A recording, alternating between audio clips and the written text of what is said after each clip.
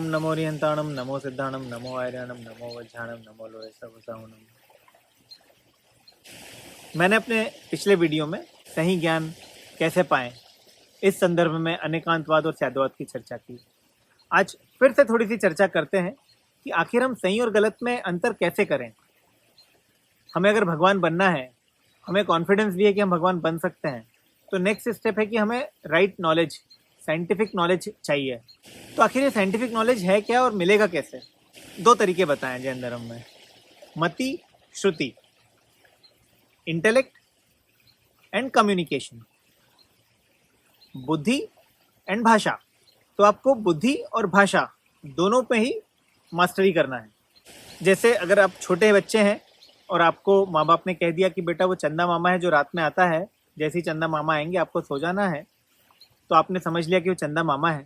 आप बच्चे हैं, अभी आपको ज़्यादा एक्सपोजर नहीं हुआ है, दुनिया का ज़्यादा नॉलेज नहीं मिला है, तो उतनी बुद्धि के हिसाब से वो सत्य का जो भी आपने स्वरूप अभी तक समझ लिया वो ठीक है। परंतु जैसे जैसे आप बड़े होते हैं, स्कूल में किसी किताब में कोई टीचर आपको बताएगा कि चंद्रमा जो है वो धरती का चक्कर लगाता है, तो ये आपने सत्य के स्वरूप को थोड़ा बेहतर समझा, आपका नॉलेज बेटर हुआ। आप ज़्यादा गलत से थोड़ा कम गलत हुए। मैं कम गलत क्यों कह रहा हूँ? क्योंकि ये भी पूरा सत्य नहीं है। वास्तव में तो चंद्रमा भी धरती का चक्कर नहीं लगाता। जब आप और बड़ी कक्षा में जाएंगे, फिजिक्स की मोटी मोटी बुक्स पढ़ेंगे, अच्छे अच्छे टीचर से समझेंगे, तब आपको समझ में आएगा कि वास्तव में तो हर ग्रह उपग्रह अपनी ही दूरी पर चले जा रहे हैं और एक दूसरे पे इन्फ्लुएंस कर रहे हैं। इसके कारण ऐसा प्रतीत होता है कि धरती सूरज का चक्कर लगा रही है और चंद्रमा धरती का चक्कर लगा रहा है। वास्तव में वो किसी का चक्कर लगा नहीं रहे हैं, और लगा ही रहे हैं तो एक सेंटर ऑफ यूनिवर्स का चक्कर लगा रहे हैं हर कोई। क्या जैन शास्त्रों में लिखा है सुमेरु पर्वत का चक्कर लगा रहे हैं। अब यहाँ लैंग्वेज की भी लिमिटेशन को समझिएगा। इंटेलेक्चुअल कैपेसिटी की लिमिटेशन तो मैंने बता दी कि अगर आपकी बुद्धि कम है तो आपको कम समझ में आएगा।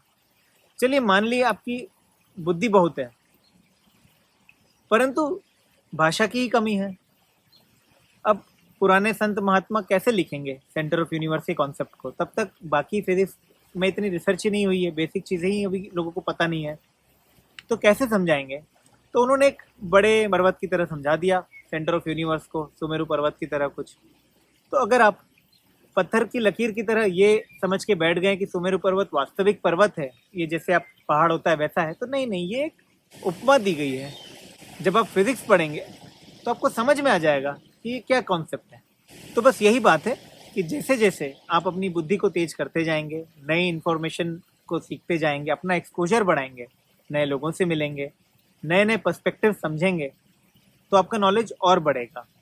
आपको किसी चीज़ का नॉलेज है, मुझे किसी चीज़ का नॉलेज है, हम दोनों अगर अपना अपना नॉलेज शेयर करेंगे एक दूसरे से, तो हम दोनों ज़्यादा नॉलेजेबल हो जाएंगे, दोनों ही। ये दोनों के लिए ही फ़ायदा है।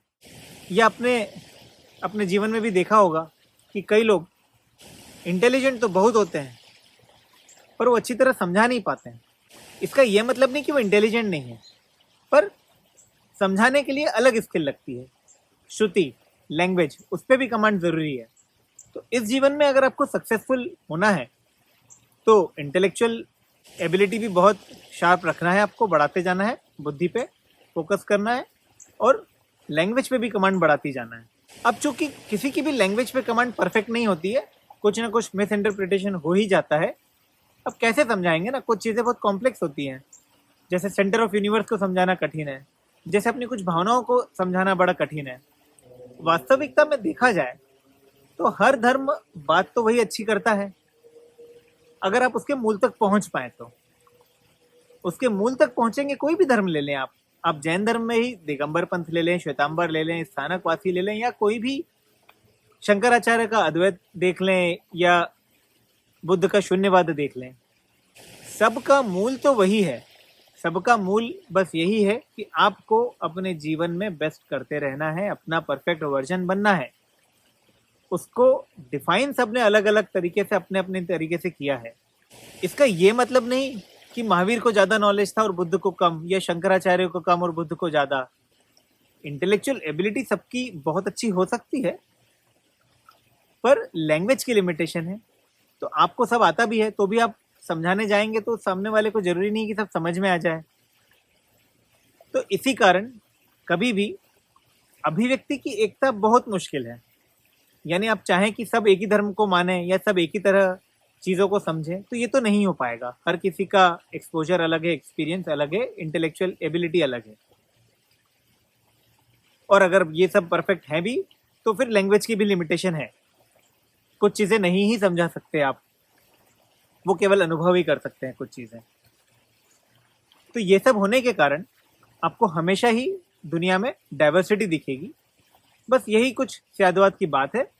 इसे डाइवर्सिटी ऑफ नॉलेज मेरे हिसाब से ज़्यादा बेहतर टर्म है समझाने के लिए।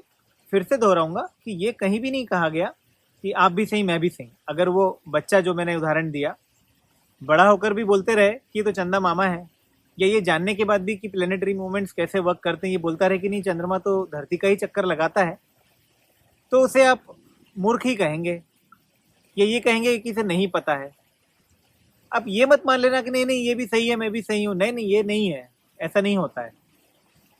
सत्य तो एक ही है, सबको अपने अपने हिसाब से समझ में आता है, और हमें ये प्रयास करना है कि हमें ज़्यादा से ज़्यादा अच्छे से अच्छा सत्य का स्वरूप समझ में आ जाए। तो आखिर सत्य है क्या? सिंपल सी बात है, जैन शास्त्रों में सीधे सीधे शब्दों में लिखा हुआ है, हर चीज की समीक्षा कीजिए। सच और झूठ को छानने वाली जो छन्नी है उसका नाम है समीक्षा, क्रिटिकल इवैल्यूएशन।